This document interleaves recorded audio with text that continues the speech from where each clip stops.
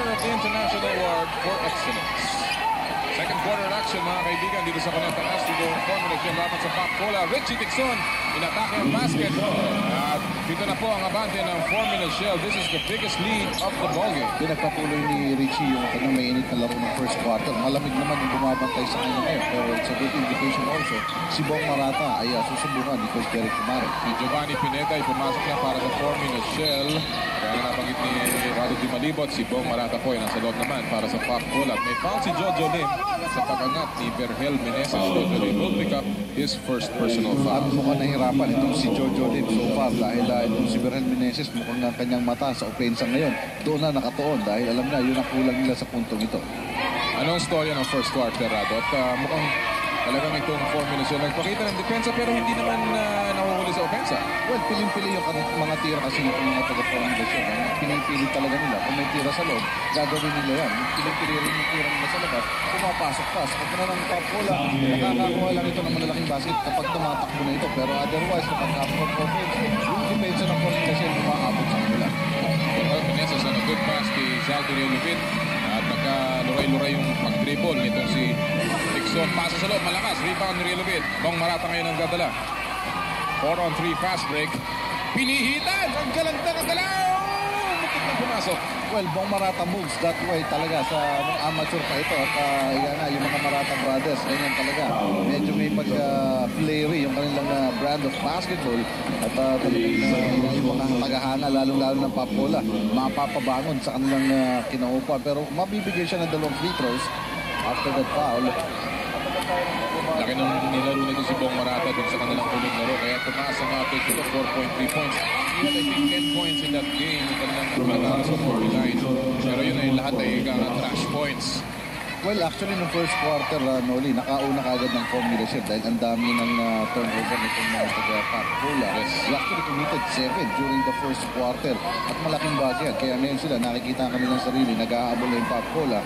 Pero they also realize na ang aga pa nito. 4 lang lamang sa kanila. Natala, 1 out of 2 lamang si Bong Marata pero naagaw niya yung bola.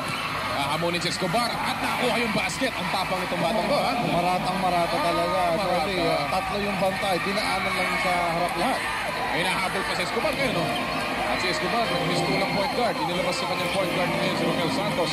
Pineda, 3-point shot. Aba naman! Aba naman! Confidence for you, Noli. Big 3-point shot from the big man. At si Giovanni Pineda, bagong pasok, bagong 3-point shot. Prior to that shot, 0 out of 3 si Giovanni Pineda.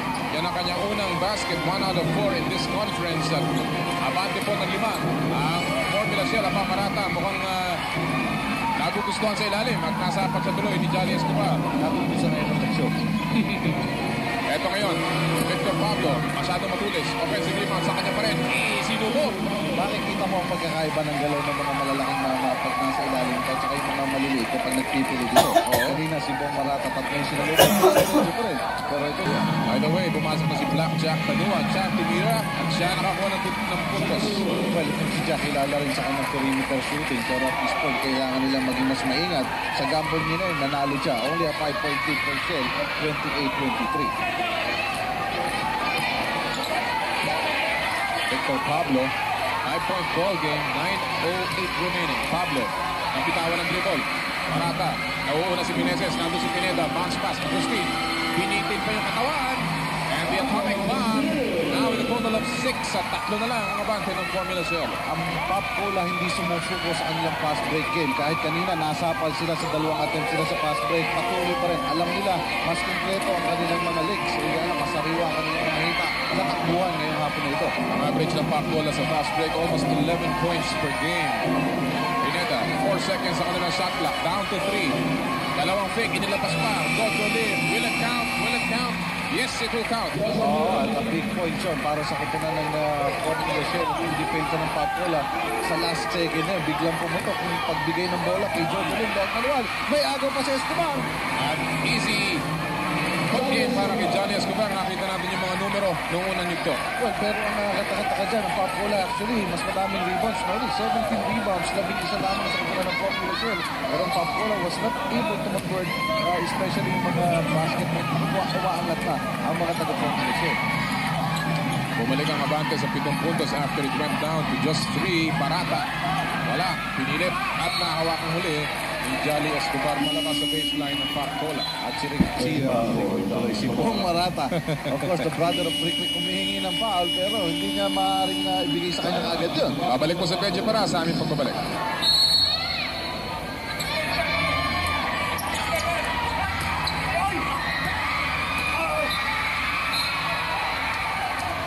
Six seconds na lamang sa shot clock ng Pop Cola. They were able to get it up.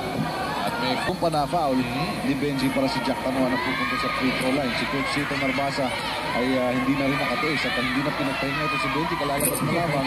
Binalik na ulit. At nakikita niya kasi yung leadership ni Benji ngayon. Without Ronnie Magsanok, ito talagang pupuntahan nila. wow, yan ang mga fans. Fans ni Rado yan. Oh, yan. Team manager Elmer Yang, sabi niya hindi siya uupo sa bench. Hindi nga nakaupo. Nakaluhod ngayon sa sahig. Pero talagang magiting na mama yan. It's a good sign always. Good omen na nakikita natin dito si team manager Elmer Yang. Yung una palang pinakita na ulit si Glenda Garcia pala yung artista yun. Ikaw lang naman makakilala niya. Aba, si Pineda, ganatong natin sa pagtira ngayon. Ano, partner? Inalapit pa niya sa banggaan sa loob. Medyo talagang pikalitan ng katawan nito. Mukhang kailangan pagamisin niya yung check game. At siyempre rin ito. Ito, hindi na kailangan puminis. Ito talagang makinis na. Ato Agustin, another basket from the outside, cutting down the Formula Shell lead to 4 points, 32-28, 7 minutes and 10 seconds remaining in the second. Well, si Romel Santos ngayon nagpupunta sa iniwan itong si Richie Dixon. Pero ang laro nila, makikita mo, halos hindi pumunta sa point guard. Ganda naman ang pasa, pero masyado malakas ang tira ni Santos. Offensive rebound, napayungan si Benji Paras. Subalit may foul si Zaldi Realupit. Alam ni first for Zaldi Realupit. At may una pa lamang din na team foul ng Pop Cola. Samantala ang Formula Shell ng 30 team foul na. Hindi ka natin ang numbers ni Benji. Already with 4 points. Last year, si Benji Paras, mga kaibigan, ranked 5th in terms of scoring, 16.6 points per game. 7th in rebounds, 7 rebounds per game. And 10th in assists with 4.1. Hindi na masama para sa dating MVP Rookie of the Year ng 1989. Samantalang ito, ang nais si Benji ang kanyang free throw. Lumubo sa 5 uli ang kanilang kalamangan. Pero yung Pop Cola, kita mo na, mukhang determined na ito. Maganda na ang kanilang ikutan ng bola rito. But si Jack Tanuan, nilabas kaya ito Agustin. Pumik. Binigyan ng screen ni Tanuan. Sablay. Rebound, nakuha pa rin niya ito. Jump shot na naman. Malakas naman. Tapik ni Relobet. Natulungan ng konti ni Jojo Lee. Well, alam mo, nag-a-adjust kasi itong Hector Calma. Alam mo ito si Hector Calma. Kalmado yan. Pero nakikita natin he's very animated on the bench right now. At magandang sinyalis yan para sa kanilang kupunan. Well, tama ka. Ang basketball team sport dahil madaming mga players dyan. Pero kailangan mo pa rin unity dyan. Kailangan maging isang pakin na lamang dito mga ito. At mukhang yan ang gusto nilang ma-achieve nyo. Tira ni Pineda, wala rebound, naglabanan, Parasang nanalo. At mintis yung kanyang layup. Narito ngayon si Ato Agustin. They're down by 3. Nagmamadali si Marata. Ang ganda ng pasa. Eksakto yun. Tumingin lamang sa basket itong si Bong Marata. Loose ball. Lako ni Benji Paras. Nabitawan pa rin. And Romel Santos throws it away. Ibinalik pa. Victor Pablo. What the sequence of action there. Tama ka, Noli. At talaga ito, dumatay pa mga players. At the same time, alam ko nasaan yung kanilang mga kampe. Di bali mata pa sila. At least naipasa nila. At bahala na kayong gumawa ng susunod na galaw. Larong buko, ika nga. Pero ayos pa rin. Ito si Ato Agustin. Mintis. Real bit. Another offensive rebound. At ano siya na ngayon sa kaliwa, hindi na naman siya na-box out. At alam mo, pag nakukuha na yung offensive rebound ito sa Zaldi, usually, pinipilit na lamang yan. Yung mga papekto sa tira, usually kinakain ng ring. uy, almost pag horsey itong si Bong Marata. Ito yung huling pangyayari. Ito yung pasa ni Meneses. Ang ganda, tusok na tusok. Napitawan lamang. Nakatunghay actually itong si Bong Marata sa ring na kaagad nakatingin. Ito na, nagkagulo na. Pinasa ni Pineda, lusot sa kamay ni Santos, nabitawan ni Paras. Matata pa ito. Pinato. Pero naipasa. Lampas pa rin. Hinapol ni Paras. Isa pagit at linalik. Ikaw na maging basketball player, ha? Oo, pwede rin pala itong mga ito. Hindi lang statman, eh. Pwede mga actionista rin itong mga ito. Kahit walang script, eh, kita mo action. At kaya naman yan ang PBA, partner. Iba ang PBA. It's more Wild and Woolly, first or second quarter, 35-32. abante po ang Formula Shell. Well, dito sa first half, talagang magkabilang coaches, gumagamit na ng maraming mga players. Pero you see, ano offensive foul kay Benji, masyadong maligaw yung kanyang kaliwang kamay. Huling-huli. Alam na, Benji Paras can only do so much. Kailangan din nito magpahinga. Baka nararamdaman yung palot. Pero si Berel, habang pinaupo yung superstar ng Formula Shell, siya naman ang kumina ngayon. Only a 1-point lead for Formula Shell, 35-34. Hindi pa po lumalamang ang pop cola sa larong ito from the opening bell. 35-34, 1-point ball game, 4.5 remaining. Si Meneses may 8 puntos na. Victor Pablo. Yes. Big shot ito para kay Victor Pablo. Lumaknak. 8 puntos na si Victor Pablo. Inikot ng pop cola ang bola. Kumat si Mark Morelos. Walang pass ang Meneses. They've got 6 sa kanilang shot clock at may foul. Si Jojo Lim sa pag-drive ni Berhel Meneses. Second foul. Ang kumpiyansa ni Chito Narbasa dito kay Jojo Lim. Nabuka sa screen si Berhel Meneses. Gandang pasa. Mark Morelos masyadong malalim. Offensive rebound. Nakuha ni Relupit pero naagaw ni Jojo Lim. Siya pa rin nagdadala. Binigay kay Peter Naron. Randall Faringan. Yung magkakambal ang nag-execute ng kanilang fast break play, Jojo Lim at Peter Naron. Kapwa galing sa Pure Foods ng nakaraang taon. Kala ko nga namamalikot ako eh. Kala ko Jojo Lim to Jojo Lim. 3 years ago pa pala sila galing doon. Last year, naglalaro na sa team ng ito. Boybits Victoria laban kay Romel Santos. Ang bayani ng kanilang huling laro laban sa Alaska. 2 seconds sa kanilang shot clock. Fall away jumper. Bail out shot. Boybits Victoria. Ang ganda naman ang ikot na yan para kay Boy Beach Victoria. Hindi niya maaaring hayaan na makalayo itong mga ito. 5 points na para kay Boy Beach. 3 puntos ang abante ng Formula Shell. Nasa sa loob. Victor Pablo malaki ang tira. At si Relupit ang pumulot ng rebound. Narito ngayon si Boybits Victoria. Binitbit ang bola. Subalit may tapik. Itong si Romel Santos na itatawag si referee Chua. Romel Santos will pick up another foul.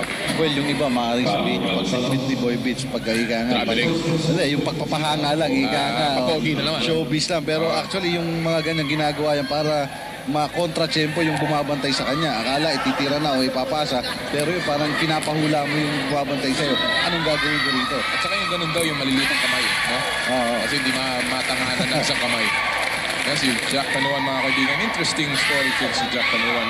He was the first pick ever in a draft dito sa PBA back in 1988. Pure Foods after nakuha nila yung kanilang 4 na dumiretso sa kanilang franchise. And then Jack Tanuan was their first pick ever. Pero marami na rin na pinanggalingan itong si Jack Tanuan. At Formula Shell yata hindi pa niya napapunta. Samantala si Boy Beach Victoria getting both free throws. Isa na lamang pumuli ang abante pero inakahuli ni Jay Mendoza ang bagito ng Formula Shell. At lamang uli ang Formula Shell ng 3 puntos. Pero nakita mo si Jay Mendoza na ipasok na niya yung basket. Pero yung mga kapi niya lahat nasa labas na. Mukhang yung play para sa kanya talaga. Pick binigay ni Jack Tanuan. Triangulo dun sa kanang bahagi ng basket. 6 seconds sa kanilang shot clock. Ria Lupit or rather Victoria mintis ang kanyang jump shot. Jojo Lim ngayon. 2:16 remaining sa ating second quarter. Jojo Lim pasa niya. Tumama sa paa ni Jack Tanuan.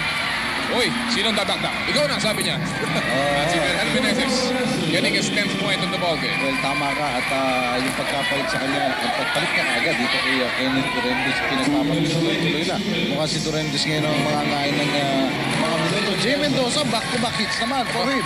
Si Jay Mendoza, mga kaibigan, dahan-dahan na rin lumalaki ang kumpiyansa, averaging almost 4 points per game. Getting his 4th point of the ball game at 3 po ang abante ng Formula Shell. Hindi pa rin maagaw ng pop cola ang kalamangan. Well, tama ka dahil kahit sino rin na pinako, almost a trouble there. Pero ang ganda ng fake, ano ha? Oo, tama ka. Ito sa Iloilo after this time.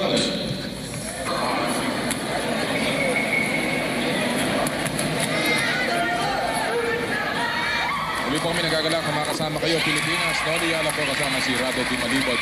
Kahapon po, naglaro sa Iloilo City at ang ating naging resulta doon. Nanalo ang Gordon's Gym laban sa Pure Foods Corned Beef Cowboys. At yan ang ating maging halftime report, ang highlights ng larong yun sa Iloilo sa ating halftime. And of course, yung happy birthday ng ating playing coach na si Sonny Jaworski. Lahat po yan ay ating ihatid sa ating Adidas halftime report right after this second quarter. I heard Muli, big game yung nilaro ni Big J sa Iloilo City. Talagang fitting sa kanyang 51st birthday. Ganda ng sapal dun sa Ang depensa ng Pacola, biniti ni Jay Mendoza, mintis offensive rebound sa kanya pa rin. Agawang buko, lumabas, bola ng Pacola. Well, ang dalawang coaches dito, Noli, digging down to their benches. Sa kukunan ng formula siya, lahat ng players na nagamit na ni Coach. 1-point lead opportunity for Pacola to take over the driver's seat. They've not led in this ball game and they continue to lag behind. Nakita na yan si Romel Santos.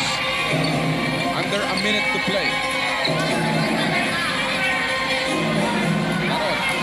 Tumalbay ng baseline. Umikot. Kapitawan. Pinapig ang bola kay Victor Pablo. 9 seconds sa kanilang shot clock. Ang ganda ng pass sa loob. Jojo Lim on the fire again. Maagang nag-react yung depensa ng Pacola. Ina-anticipate nila sa loob. Ipipilit ng Shell yung kanilang game. At apat ng mga players na nasa loob ng depensa ng Pacola. Pero nung lumabas yung bola for the second time, pagbalik nito sa loob, butas na yung depensa ng Pacola. So far, napakaganda po itong larong ito. They go in this ball game. It's been up and down for both teams. Victor Pablo, binalik. Naroon!